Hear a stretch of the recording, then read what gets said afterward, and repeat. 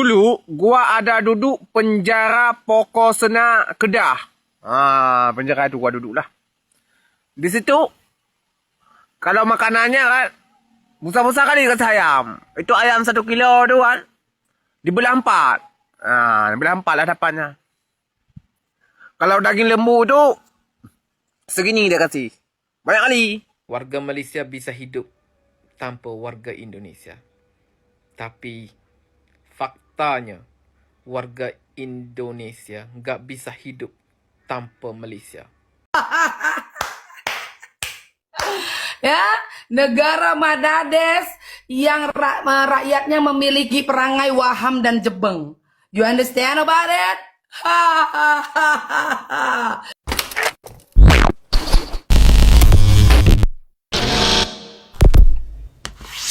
Hai, halo geng. Assalamualaikum warahmatullahi wabarakatuh. Berjumpa kembali dengan saya, Zainal Story. Sebelum video ini saya mulai, gimana kabarnya kalian semua? Semoga semua yang menonton video ini baik-baik saja, dimurahkan rezekinya, selalu berpikiran yang positif dan dijauhkan dari mara bahaya oleh Tuhan Yang Maha Esa.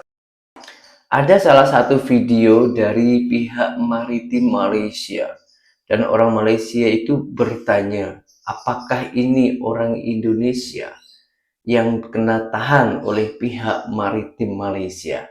Nah, di sini saya pun juga belum tengok ya, kalau ini benar-benar orang Indonesia, wah, sungguh memalukan. Aksi Maritim Malaysia tumpas cobaan selundup mati, dadah di dadah.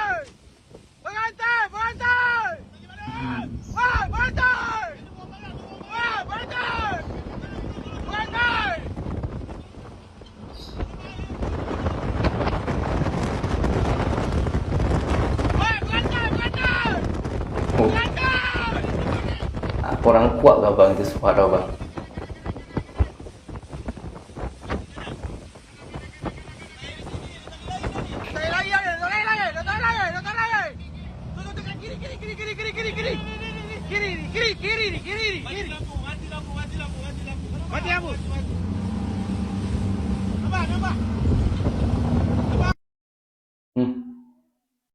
Orangnya pecah. Oh, ini orangnya.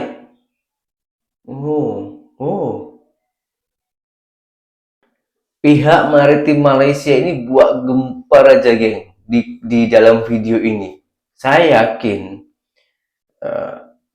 ataupun but pihak Maritim Malaysia ini dah pasti boleh tangkap itu pati, tapi dibuat gempar aja geng, biar apa ya, biar lebih wow gitu mungkin ya.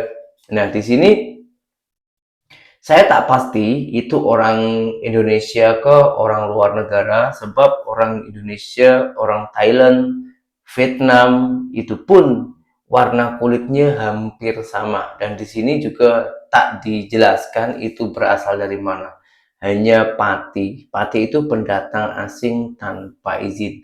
Kalau ini benar-benar orang Indonesia, sungguh mengacaukan, mencoreng nama baik Indonesia. Sebab Pati ini bukan nak bekerja ke Malaysia, tapi dia orang itu membawa dadah di Melaka. Dadah itu apa, geng? Dadah tuh narkoboy kalau bahasa Indonesianya.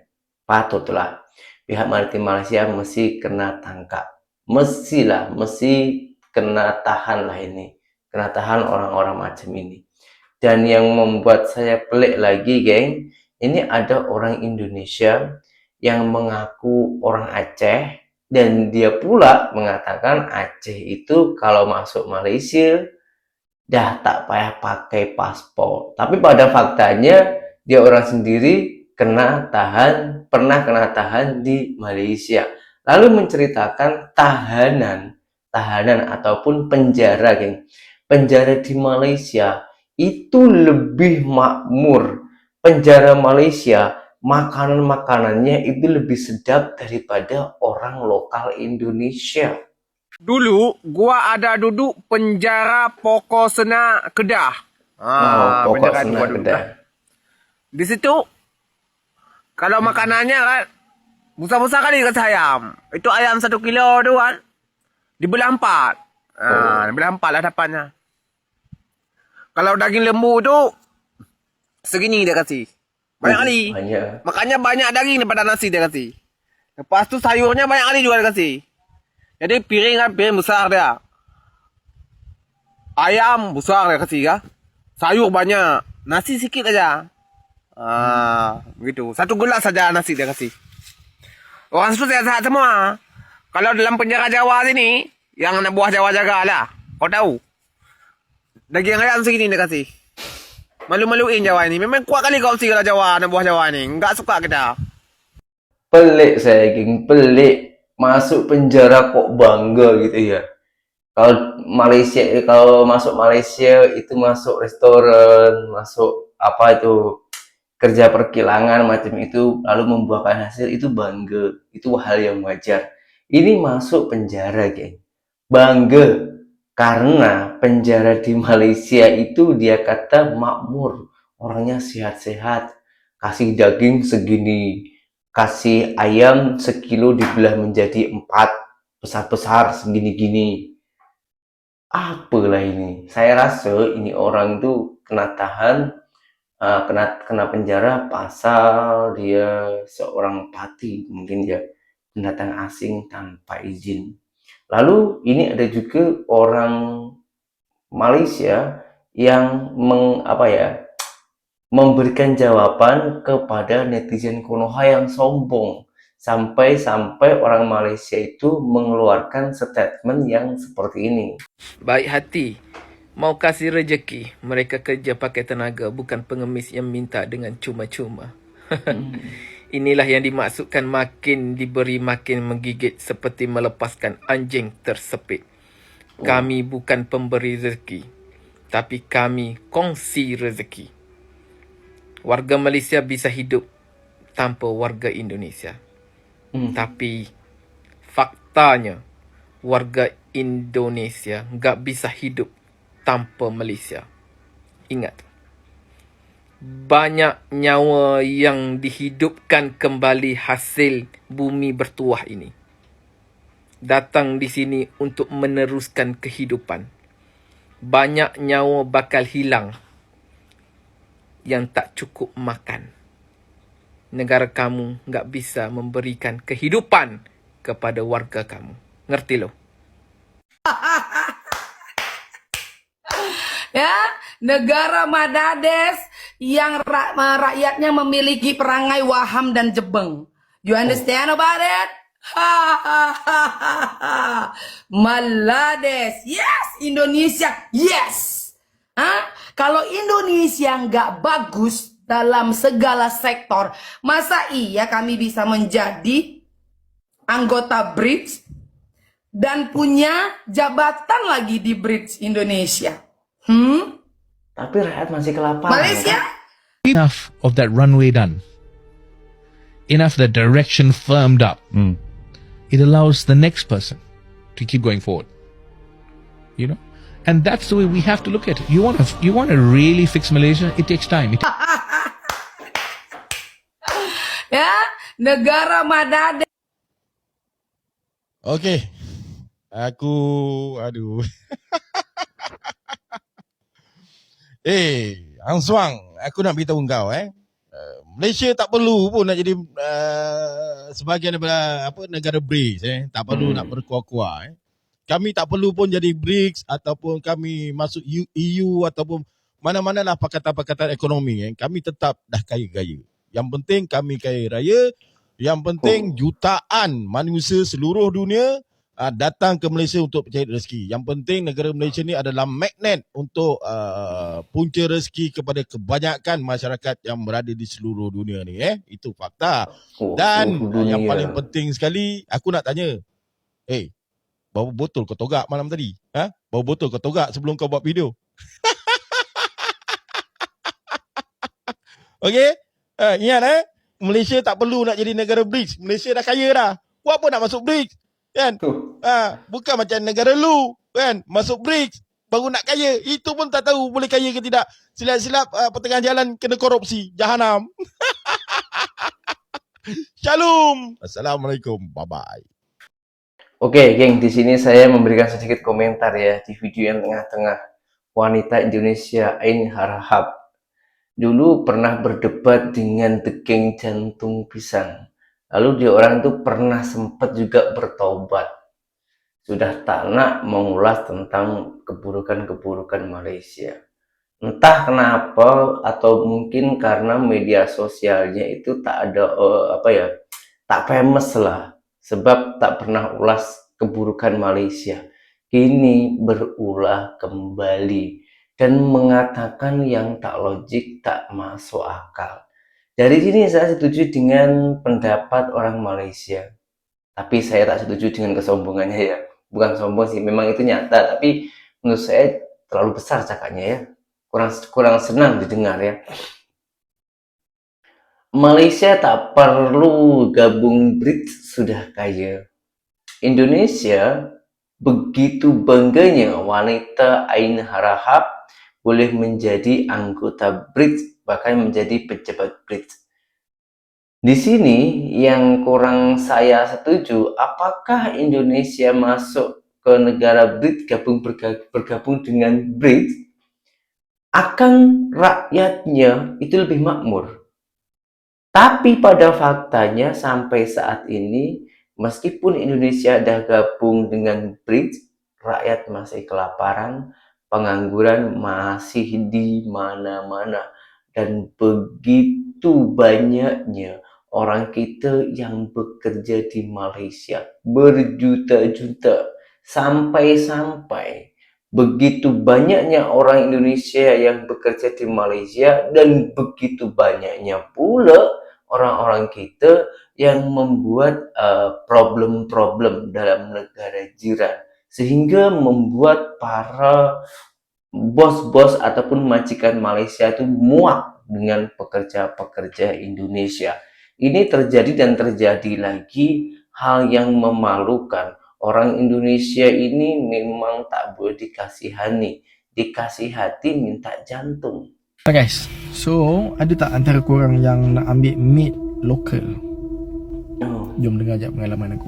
Okay, so baru ni bibik kita orang yang Indonesia balik kampung, balik Indonesia lah, dan dia memang takkan datang balik. Itu tak ada masalah. So disebabkan dia pindah ataupun dia balik itu dalam short notice, kita orang pun nak cari bibik dalam masa terdekat. So aku pun google dan cari dekat Rumah Biru tu ada seorang maid ni, orang lokal lah, orang kita nak jadi maid, kan. So bila wife aku tengok dia punya Facebook, kontak apa semua, nampak very legit, very okay. Pernah kerja kerajaan, nampak dia selalu post pasal family, kan. Lepas tu kita pun decide interview dia depan-depan. Nampak okay, tanya tak ada masalah kesihatan, tak ada apa, kan. Dan husband dia pun allow dia untuk datang, dan dia pun setuju gaji RM1,500 untuk jadi maid. Padahal sebelum ni gaji dia mesti besar, kan. So kita bawa datang ke rumah lah, ke Johor ni, dan duduk seminggu dekat sini. Waktu hari pertama dan hari kedua tak ada masalah lagi. Dia boleh lah nak buat kerja, boleh menyapu, boleh buat kerja basic sebagai maid. Tapi makin lama makin hari dia dah jadi semakin pelik. Pelik tu di mana? Yang pertama, dia duduk kat kursi urut kita orang tanpa minta izin. Tak kisah, kita orang tak kisah nak duduk. Bibik sebelum pun kita orang suruh dia duduk, tapi at least minta izin dan kita orang yang suruh. Yang kedua, makanan-makanan yang wife aku beli, yang dessert yang mahal-mahal ni, dia ambil makanan yang milik. Dia ambil makanan yang milik, lepas tu dia tarik gambar, tanya wife aku, boleh tak makan? Sedap lah. Padahal dah habis makanan tu. Dan yang kemuncaknya bila mana ada satu hari tu kita orang terpaksa keluar berdua dan tinggal dia kat rumah dengan anak-anak. Dia marah kau-kau anak-anak kita orang. Walhal budak-budak tu budak kecil, dan kita orang tahu anak-anak kita orang bukan jenis nakal, jenis tempik, jenis mengamuk ni apa semua. Tapi dia tarik tangan budak-budak tu, dia marah budak-budak tu, dia kata budak-budak ni nakal. Okay. So tak apa, kita masih boleh sabar. Sampai hari dia nak balik, hari ke-7 tu, memang nak send off dia lah, dan memang takkan ambil lah dengan perangai macam ni, kan. Tapi things get worse tau. Sebab sebelum balik, kita orang check dia punya bag. Memang ini prosedur mana-mana bibik yang kerja yang kita orang sebelum balik, kita akan spot check bag, dan kita takkan bagi tahu malam sebelum tu. Hari nak balik tu, sejam sebelum dia naik bas, kita orang check bag. Itu our surprise, dalam tu ada banyak gila barang kita orang. Tetapi bukan barang berharga tau. Sekadar baju, seluar pendek aku, buku-buku budak-budak ni, dan baju wife-wife aku, baju kurung apa dan sebagainya lah. Mungkin baju mahal lah, kan. Dan yang lagi pelik, bau dekat baju wife aku tu sangat tak menyenangkan. In which aku rasa bau hancing lah dia kata. So jadilah beberapa pertengkaran dekat situ, beberapa isu di mana aku kata kenapa nak kena ambil benda ni. Kan? Aku cakap elok lagi waktu tu. Lepas tu dia kata dia decide, dia terus masuk kat bilik yang aku sediakan dalam rumah tu dan dia kata nak balik. Ni aku mengamuk, aku marah. Dan dia cabar aku panggil polis. So tak apa, kita mau panggil polis. Bila panggil polis, dia provoke aku depan rumah. Dia provoke untuk aku tumbuk dia lah, untuk aku pukul dia. In which aku takkan buat lah, bayar mak-mak kita kan. So dia provoke aku, tapi polis kata jangan buat. Lepas tu polis geledah beg dia, rupanya dia ada kad psikiatrik. In which kita tak pernah tahu sebelum ni. Dan aku tak against mana-mana orang yang ada masalah PSY ni, sebab aku faham. Dia tak disclose awal-awal, jadi masalah macam ni, so jadi kes tu jadi panjang. And then kita bawa dia ke hospital sebab polis kita tak boleh tahan. Orang macam ni tak boleh tahan awal-awal, kena ada doktor punya assessment dulu baru boleh bawa ke balai. Bawa dia ke hospital, doktor diagnose memang dia pernah ada follow up dengan hospital sebelum ni. Dan waktu datang rumah kita orang tu dia tak makan ubat. Okay. So dah habis assessment dengan doktor pun bagi ubat, bawa ke balai. Dan polis pun kata kes macam ni memang tak boleh nak fight sebab dia dah ada kad bukan kad KU lah, kad PSY lah. Dan kalau even dia buat apa-apa pun memang takkan boleh charge dia. So waktu tu dah dekat balai polis tu, aku cakap dengan polis, puan tolong tuan selesaikan ni, saya dah tak nak tengok muka dia sebab dia dah buat macam-macam kat rumah kita orang. Dan polis pun hantar dia balik naik bas. So konklusi yang aku nak sampaikan dekat sini adalah, apa benda yang kau tengok kat social media tu dalam 1-2% je. Macam wife aku dia check social media si Polan ni, nampak sangatlah legit, sangatlah orang yang berilmu agama, orang kerja kerajaan, tak ada masalah, sangat sayangkan family. Tapi bila datang kat kita orang, apa yang jadi tu sebaliknya. Sampai 1 minggu tu kita orang agak trauma lah. Dan aku bersyukur tak ada jadi apa-apa dekat anak-anak je. Sebab waktu awal-awal tu memang first 2-3 days tu awal tu memang anak-anak tidur dengan dia tau. Bila anak tidur dengan dia, nampak okey lah waktu tu. Aku risau sangat. Aku terbayang-bayang kalau katakan time tengah tidur tu dia buat apa-apa kat anak-anak. Dan aku rasa kalau jadi macam tu, mungkin aku tak setenang ni lah. So itulah pengajaran dia, jangan kita terlampau percaya dengan apa yang ternampak kat social media. Apatah lagi orang yang tu portraykan benda yang terlampau too good to be true. Tapi selalu dan doalah, kalau mana-mana yang nak ambil mate ni, doa je lah yang mate tu yang terbaik untuk family kita dan untuk anak-anak kita. Okay guys, itu je. Assalamualaikum. Saya dengar di awal-awal tadi itu geng ya, takkanlah orang lokal Malaysia buat hal macam itu. Ternyata ada gangguan jiwa. Geng. Maka dari itu geng, cari mate orang lokal Malaysia itu macam mustahil apabila ada orang lokal Malaysia nak menjadi pembantu rumah tangga. Sebab di Malaysia itu kalau benar-benar tak ada penyakit, tak ada pesakit apa-apa ya, otak pun waras, sehat, takkan orang sana itu nak menjadi pekerja kasar. Sebab di sana itu banyak peluang pekerjaan. Maka dari itulah orang-orang Malaysia itu suka mengambil pekerja dari Indonesia. Sebab orang Indonesia ini bekerjanya lebih ke sungguh-sungguh.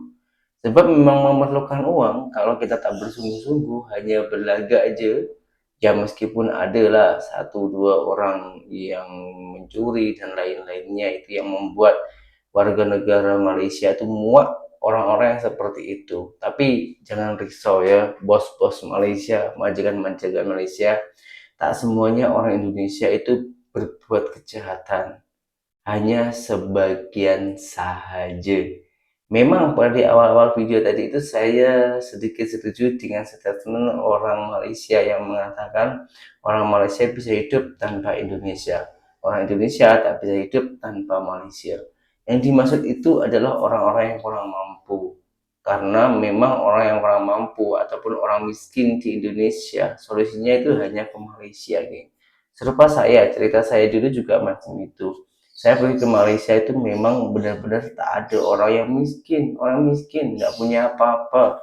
mau bekerja ke luar negara lain macam Singapura, macam apa, Taiwan, Jepun, tak ada uang, pergi sana memakan modal yang cukup banyak. Sementara Malaysia adalah salah satu pilihan orang Indonesia, negara yang tepat, negara yang mudah dan termurah di seluruh dunia bagi para pekerja migran Indonesia. Itu yang saya alami ya, dan di sini saya memberikan saran untuk bos-bos Malaysia ataupun majikan Malaysia. Bukannya saya ini merekomendasikan pekerja dari Indonesia, tapi jangan mencari pekerja lewat media sosial karena nggak ada yang bertanggung jawab. Kalau misalnya ambil orang Indonesia itu kan masih aja-ajen ya, jadi boleh minta pertanggungjawaban kepada agen tersebut gitu. Itu ya, daripada terjadi seperti ini, saya pun sampai sempat salah paham tadi, saya ingat itu orang Indonesia buat hal macam itu, ternyata orang lokal tapi yang ada gangguan jiwa gitu ya. Apabila ada benda-benda yang kurang ingin tertulis di kolom komentar, silahkan, saya welcome saja dan berjumpa kembali di video saya yang berikutnya. Assalamualaikum warahmatullahi wabarakatuh. Bye bye.